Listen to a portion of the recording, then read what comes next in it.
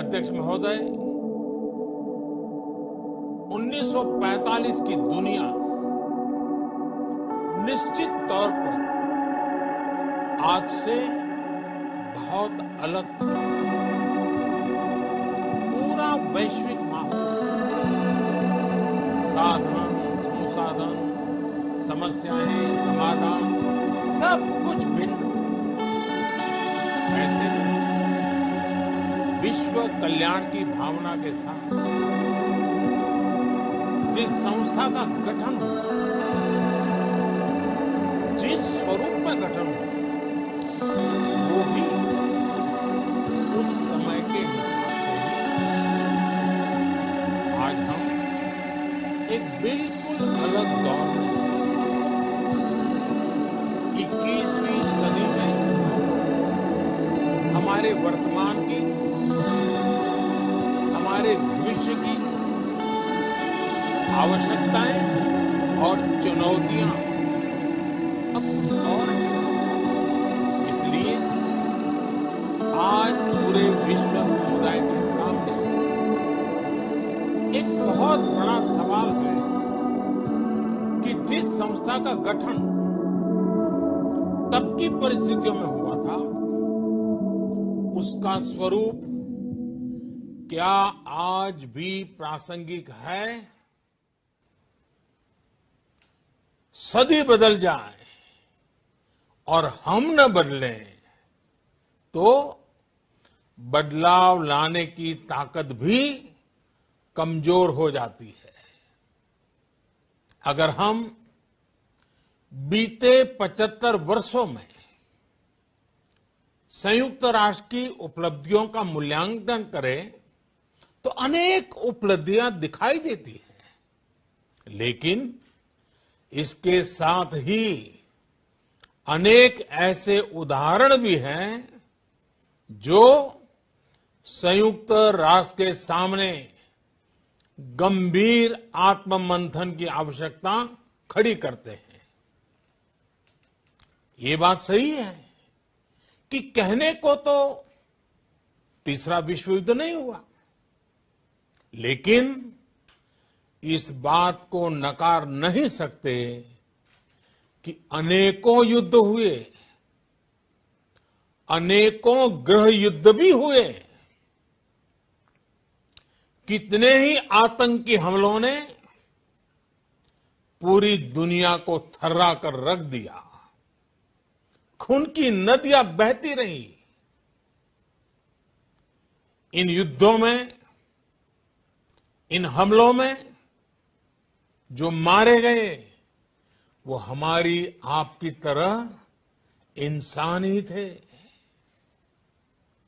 वो लाखों मासूम बच्चे जिन्हें दुनिया पर छा जाना था, वो दुनिया छोड़कर चले गए। कितने ही लोगों को अपने जीवन भर की पूंजी गंवानी पड़ी, अपने सपनों का घर छोड़ना पड़ा। उस समय और आज भी संयुक्त राष्ट्र के प्रयास क्या पर्याप्त थे? पिछले 8-9 महीने से पूरा विश्व कोरोना वैश्विक महामारी से संघर्ष कर रहा है। इस वैश्विक महामारी से निपटने के प्रयासों में संयुक्त राष्ट्र कहां है? एक प्रभावशाली रिस्पांस कहां है? अध्यक्ष महोदय, संयुक्त राष्ट्र की प्रतिक्रियाओं में बदलाव, व्यवस्थाओं में बदलाव, स्वरूप में बदलाव आज समय की मांग है। संयुक्त राष्ट्र का भारत में जो सम्मान है, भारत के 130 करोड़ से ज्यादा लोगों का इस वैश्विक संस्था पर जो अटूट विश्वास है, वो आपको बहुत कम देशों में मिलेगा। लेकिन ये भी उतनी ही बड़ी सच्चाई है कि भारत के लोग संयुक्त राष्ट्र के रिफॉर्म को लेकर जो प्रोसेस चल रहा है उसके पूरा होने का बहुत लंबे समय से इंतजार कर रहे हैं। आज भारत के लोग चिंतित हैं कि क्या ये प्रोसेस कभी एक लॉजिकल एंड तक पहुंच पाएगा। आखिर कब तक भारत को संयुक्त राष्ट्र के डिसीजन मेकिंग स्ट्रक्चर से अलग रखा जाएगा। एक ऐसा देश जो दुनिया का सबसे बड़ा लोकतंत्र है, एक ऐसा देश जहां विश्व की 18% से ज्यादा जनसंख्या रहती है, एक ऐसा देश जहां सैकड़ों भाषाएं हैं, सैकड़ों बोलियां हैं, अनेकों पंथ हैं, अनेकों विचारधारा हैं, जिस देश ने सैकड़ों वर्षों तक वैश्विक अर्थव्यवस्था का नेतृत्व करने और सैकड़ों वर्षों की गुलामी दोनों को जिया है। अध्यक्ष महोदय, जब हम मजबूत थे तो दुनिया को कभी सताया नहीं। जब हम मजबूर थे तो दुनिया पर कभी बोझ नहीं बने। अध्यक्ष महोदय, जिस देश में हो रहे परिवर्तनों का प्रभाव दुनिया के बहुत बड़े हिस्से पर पड़ता है, उस देश को आखिर कब तक इंतजार करना पड़ेगा। अध्यक्ष महोदय, बीते कुछ वर्षों में रिफॉर्म, परफॉर्म, ट्रांसफॉर्म इस मंत्र के साथ भारत ने करोड़ों भारतीयों के जीवन में बड़े बदलाव लाने का काम किया है। ये अनुभव विश्व के बहुत से देशों के लिए उतने ही उपयोगी हैं जितने हमारे लिए। सिर्फ 4-5 साल में 400 मिलियन से ज्यादा लोगों को बैंकिंग सिस्टम से जोड़ना आसान नहीं था, लेकिन भारत ने ये करके दिखाया। सिर्फ 4-5 साल में 600 मिलियन लोगों को ओपन डेफिकेशन से मुक्त करना आसान नहीं था, लेकिन भारत ने ये करके दिखाया। सिर्फ 2-3 साल में 500 मिलियन से ज्यादा लोगों को मुफ्त इलाज की सुविधा से जोड़ना आसान नहीं था, लेकिन भारत ने ये करके दिखाया। आज भारत डिजिटल ट्रांजैक्शन के मामले में दुनिया के अग्रणी देशों में है। आज भारत अपने करोड़ों नागरिकों को डिजिटल एक्सेस देकर एम्पावरमेंट और ट्रांसपेरेंसी सुनिश्चित कर रहा है। आज भारत वर्ष 2025 तक अपने प्रत्येक नागरिक को टीबी से मुक्त करने के लिए बहुत बड़ा अभियान चला रहा है। आज भारत अपने गांवों के 150 मिलियन घरों में पाइप से पीने का पानी पहुंचाने का अभियान चला रहा है। कुछ दिन पहले ही भारत ने अपने 6 लाख गांवों को ब्रॉडबैंड ऑप्टिकल फाइबर से कनेक्ट करने की बहुत बड़ी योजना की शुरुआत की है। अध्यक्ष महोदय, पैंडेमिक के बाद बनी परिस्थितियों के बाद हम आत्मनिर्भर भारत के विजन को लेकर आगे बढ़ रहे हैं। आत्मनिर्भर भारत अभियान ग्लोबल इकोनॉमी के लिए भी एक फोर्स मल्टीप्लायर होगा। भारत में आज ये सुनिश्चित किया जा रहा है कि सभी योजनाओं का लाभ बिना किसी भेदभाव प्रत्येक नागरिक तक पहुंचे।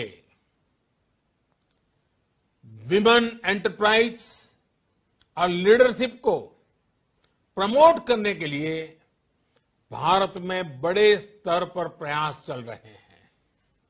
आज दुनिया की सबसे बड़ी माइक्रो फाइनेंसिंग स्कीम्स का सबसे ज्यादा लाभ भारत की महिलाएं ही उठा रही हैं। भारत दुनिया के उन देशों में से एक है जहां महिलाओं को 26 वीक्स की पेड मैटरनिटी लीव दी जा रही है। भारत में ट्रांसजेंडर्स के अधिकारों को सुरक्षा देने के लिए भी कानूनी सुधार दिए गए हैं। अध्यक्ष महोदय, भारत विश्व से सीखते हुए, विश्व को अपने अनुभव बांटते हुए आगे बढ़ना चाहता है। मुझे विश्वास है कि अपने 75वें वर्ष में संयुक्त राष्ट्र और सदस्य सभी देश इस महान संस्था की प्रासंगिकता बनाए रखने के लिए और प्रतिबद्ध होकर काम करेंगे। संयुक्त राष्ट्र में संतुलन और संयुक्त राष्ट्र का सशक्तिकरण विश्व कल्याण के लिए उतना ही अनिवार्य है। अध्यक्ष महोदय, संयुक्त राष्ट्र जिन आदर्शों के साथ स्थापित हुआ था और भारत की मूल दार्शनिक सोच बहुत मिलती जुलती है, अलग नहीं है। संयुक्त राष्ट्र के इसी हॉल में ये शब्द अनेकों बार गूंजा है, वसुधैव कुटुंबकम। हम पूरे विश्व को एक परिवार मानते हैं। यह हमारी संस्कृति, संस्कार और सोच का हिस्सा है। संयुक्त राष्ट्र में भी भारत ने हमेशा विश्व कल्याण को ही प्राथमिकता दी है। भारत वो देश है जिसने शांति की स्थापना के लिए लगभग 50 पीस कीपिंग मिशंस में अपने जांबाज सैनिक भेजे।